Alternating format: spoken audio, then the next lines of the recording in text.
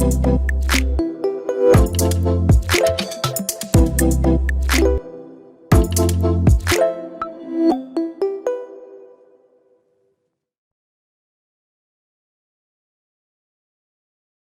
everybody to my talk. I'm going to be talking about what I like to call practical RAG. And it was a great introduction, I think, that Patrick did earlier to vector databases, and also a great introduction to large language models here, Llama 2 in particular. And I think RAG is going to be a great tie-in to both of these earlier talks. So I just want to introduce myself real quick. Hey everybody, I'm Frank, Director of Operations, Head of AI and ML at Zilliz. And I do everything from talking to our users, training embedding models, to sometimes I run the dishwasher at night. So a little bit of everything here and there. You guys are the first group that's actually laughed at that joke, so I appreciate it. I will try to bring this slide up at the very end. So if you guys want to get in touch with me, if you have any other questions, feel free to follow me on Twitter, or ask me anything on LinkedIn, or shoot me an email as well, right? Happy to do so. Happy to answer any follow-up questions that you guys might have at the very end. So a quick sort of table of contents, so to speak, into what this talk is going to be about. If I have time at the very end, I'll try to get into some of the code as well. But if not, I'll sort of leave that up for everybody to take a look. Who is Zilliz? Who are we? I'll talk a little bit about what we do, especially when it comes to vector databases, when it comes to retrieval augmented generation, so on and so forth. Give a quick recap into vector databases. Patrick gave us a great initial talk. Thank you for that. And then we'll dive really into the meat of this talk, right, which is building a RAG application, and in particular looking at the RAG stack and what are some of the interesting things that we can do with LLMs plus vector databases. And then I want to leave everybody with sort of a sneak peek into the future of vector DBs as well, right? Where are we going? Where is vector databases going to be in 2-3 years? In addition to LLMs, what are some of the other awesome applications that are out there? And what are we going to do within the future, right? So without further ado, who are we? We are a company. We were founded in 2017, and we are the key maintainer for Milvus. Milvus is the world's most widely adopted vector database. But in addition to Milvus, we are a maintainer for a number of other open source projects as well. It's very much a part of our DNA as a company. We're close to 120 people right now and growing. So if any of you guys are interested in joining a vector database company, feel free to come up and talk to me afterwards. Happy to take some resumes. And I want to dive into the next session talking about vector databases and recapping what they are, what they're good for. The key thing to understand is that vector databases are for unstructured data.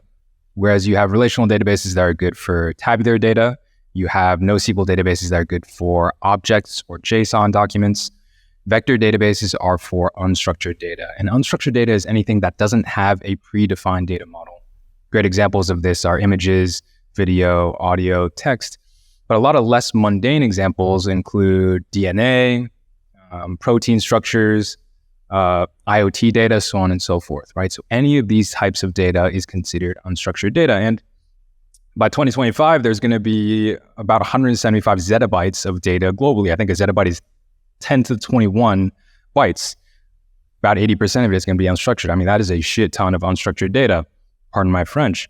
And that is why vector databases are so important. That's why we need a way to be able to store, index, and search such a large quantity of this unstructured data. And the way that we do it is with vectors, hence the name vector database.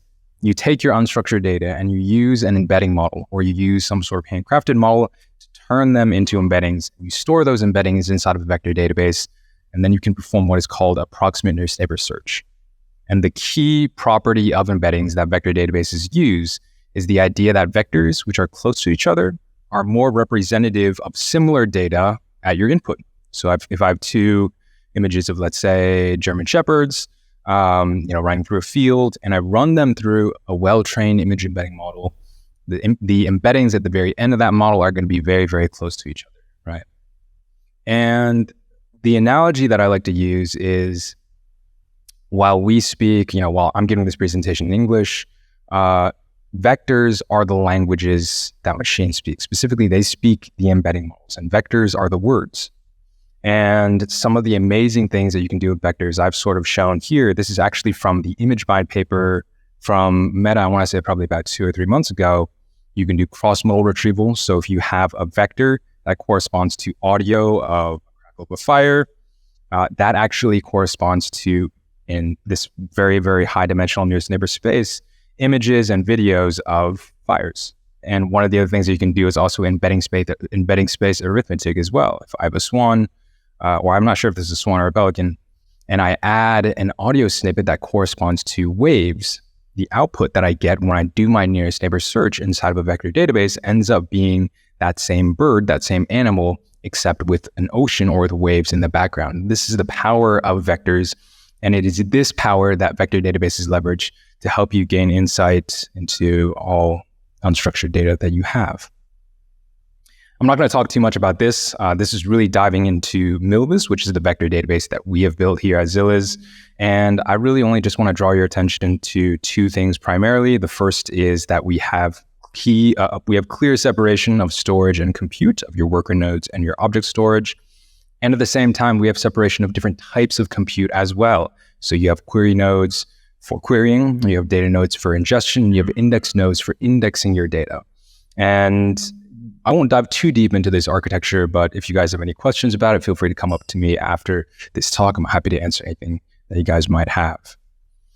So I'm going to jump right into the meat of the talk here, which is building. I want to talk a little bit about the RAG stack, right? And for those of you who are a little bit newer to Retrieval Augmented Generation or a little bit newer to generative AI and don't quite know what RAG is, no worries. I will go into that right now.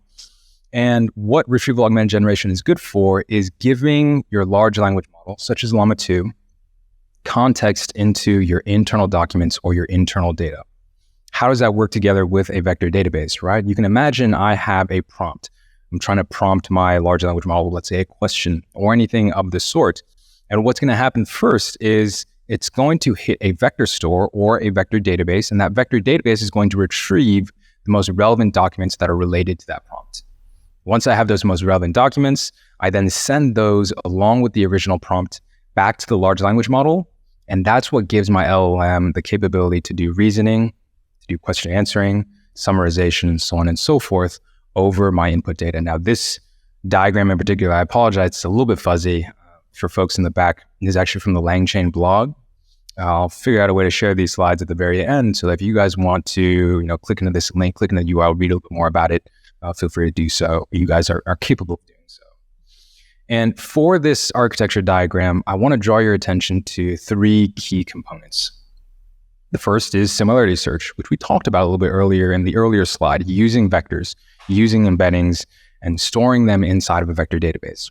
The second is the vector store or the vector database itself. And the third is the large language model. Now, these are your three key components to a retrieval augmented generation or a RAG stack. And these are what we are going to talk about a little bit more in depth in the upcoming slides. The first thing that I want to talk about is choosing an embedding model, right? Now, I'm going to get a little bit more advanced here for some of the folks that are a little bit more into RAG. When we talk about an embedding model, when I talk to a lot of folks out there, both in and around AI ML, as well as just developers, solo developers or early stage startups, a lot of people are just using OpenAI's embedding endpoint. I don't know, it's probably very hard to see down there, but it's actually ranked number 15 on the MTEB leaderboard on Hugging Face. It is actually not the top performing model on the MTEB leaderboard.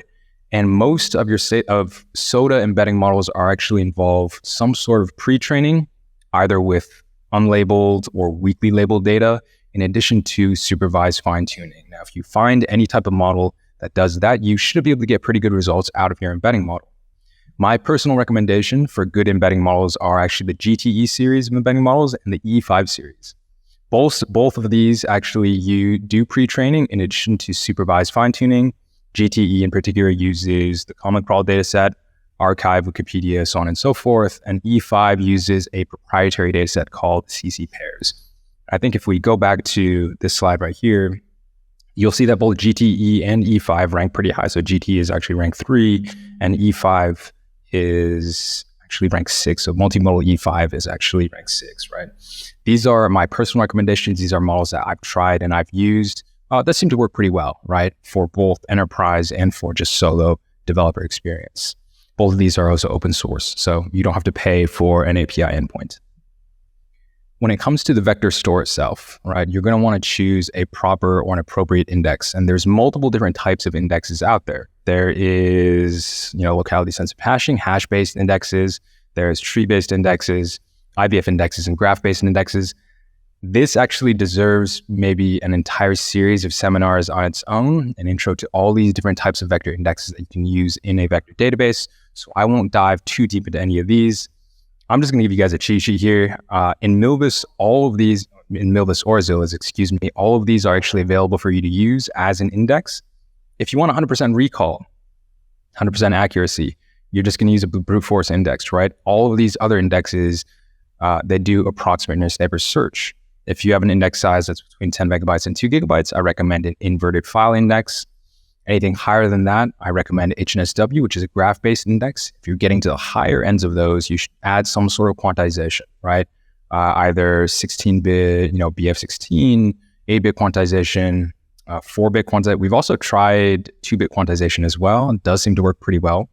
And if you have a very, very large index, if you have lots of vectors that you want to store, you should use a disk-based solution such as disk ANN. When it comes to LLMs, there's a lot of different options to choose from. And these are just two of the leaderboards, as well as, I don't know if you guys can see in that the lower left-hand side, that's actually a survey of large language models. And you can see the number of papers for every month just continually to climb up. And there's a lot of surveys out there. There's a lot of large language models and a lot of ways that we can evaluate them. And to distill it into a single slide is very, very hard. Overall, GPT-4 is still the best performing LLM. And you'll also want to ask some key questions for your application. What are you trying to build, right? What are you going to need from the LLM in particular? Is it Q&A? Is it summarization? Is it reasoning? Is it something even more advanced than reasoning? And once you understand that, then you can go to these leaderboards. You can go to these survey papers. And you can understand, okay, this is what I need from my LLM. This is probably what the best performing LLM is. And as always, if you do use some open source LLM, always use the latest optimizations. Use quantization, use flash attention if you're training, and many of the other optimizations out there as well. And then the last but not least, I want to talk about choosing a chunking strategy. And due to context windows, again, talked about that in the previous Llama 2 exercise there. Due to context windows, chunking is a necessary evil. And you should always, always, always use some sort of context-aware chunking. Don't chunk just based on the number of tokens. There are some great libraries that can help you do this. So both Spacey and NLTK are libraries out there that can do the chunking, the context-aware chunking for you. It'll end at a sentence or at the end of a paragraph. And it gives you much, much better results than if you just do, let's say, fixed length chunking. And the other thing that I recommend is to combine it with a retriever. My favorite, I like to say best by test, but really it just means my favorite, is the auto-merging retriever in Llama Index. And to talk about that very, very briefly, it just says that if we have multiple small chunks that correspond to a sequential, let's say the same page or the same document within a broader data set, I'll merge those chunks into one, do that pre-processing before I send it to the large language model to do my RAG. And then last but not least, I want to dive very, very briefly into vector databases beyond large language models, right? Where are we going with vector databases in the next 2 to 3 years? And there are so many applications out there. If we talk about any type of similarity search, any type of semantic search, right? These are all great applications of vector databases. But at the same time, there are other applications that are really on the up and up and well that have been there for, quite frankly, a long, long time. Recommender systems, any type of recommendation, UGC recommendation, product recommendation. If I'm Amazon, Shopify, and I want to recommend products, embedding users and products, or user profiles of products into the same space and doing approximate nearest neighbor search is a great way to do that.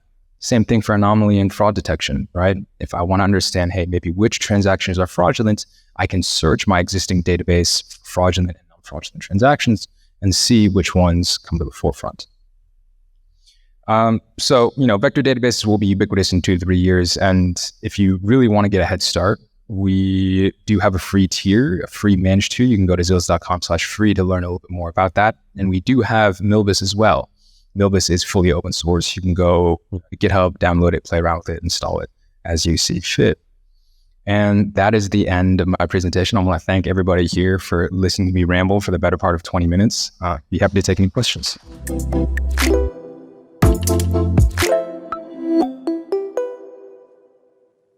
You would want to use vector search if you're trying to represent your input data in a particular way. So if you have, let's say, I'm going to use the ImageNet as an example. If you train a model on ImageNet and it gives you 1,000 outputs, which is a probabilistic distribution over what the input might be, what your image might be, right? The downside to that is you lose a lot of potential semantic information if all you're doing is doing softmax over 1,000 classes. And it's the same thing you were talking about any type of NLP application, name entity recognition, so on and so forth. If you want to represent your input data, if you want to turn that into something that a machine can understand through approximate nearest neighbor search, that is when you would want to leverage a vector database. If you have lots of data, that's also another instance when you'd want to leverage it.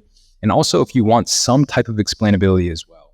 And the reason I say explainability is because as you do ANN search and you search for the most relevant bits and pieces of data, you can get a better understanding for why the ML model views a particular input the way that it does, just simply by understanding its nearest neighbors in this high-dimensional space.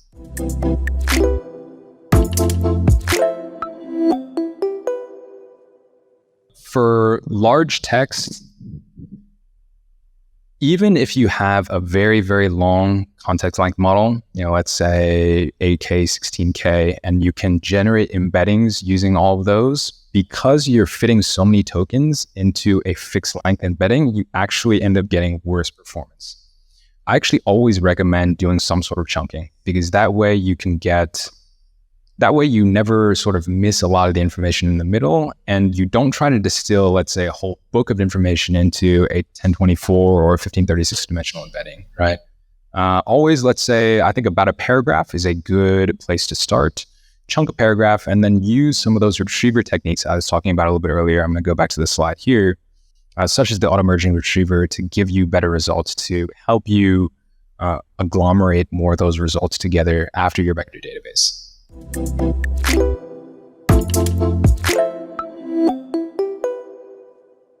I'm actually not a prompting expert. I'm not a prompt engineering expert. I would say that is one thing that I actually left out of this talk. The reason I did is because for each and every large language model, the prompts that you want to use are going to be a little bit different.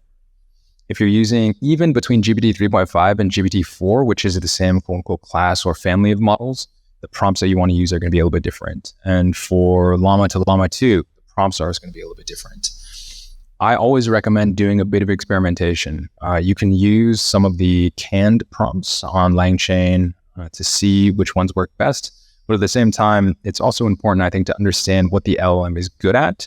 Different LLMs are good at different things. And to be a part of the broader, particular LLM community as well. That can give you great insight into what the LLM is good for when it comes to prompting.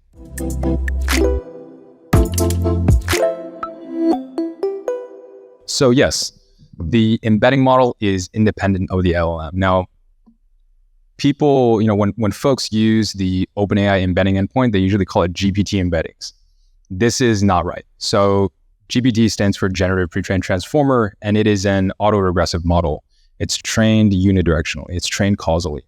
When you generate embeddings, you want a bidirectional model. You want something that's trained with MLM, mask language modeling.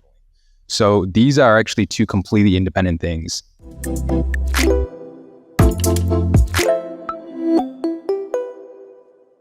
And the answer is yes.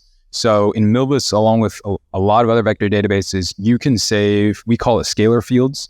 You can save metadata of a variety of different types. It can be strings, floats, so on and so forth. And those can correspond to, let's say, if I'm, let's say, a product, and I could have metadata attached to that product that tells me who the seller is. It could also say, okay, where specifically is the seller in terms of geolocation. And that is another aspect of vector databases. It's very powerful as well.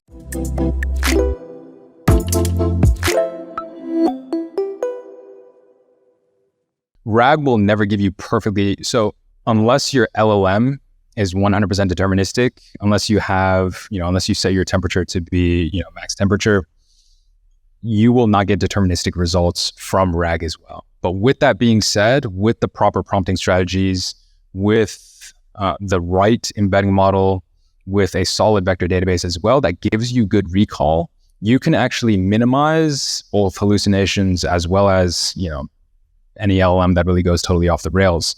It's never going to be perfect, but it does get you one step closer to production, to use RAG, to use a lot of these strategies that I was talking about in here.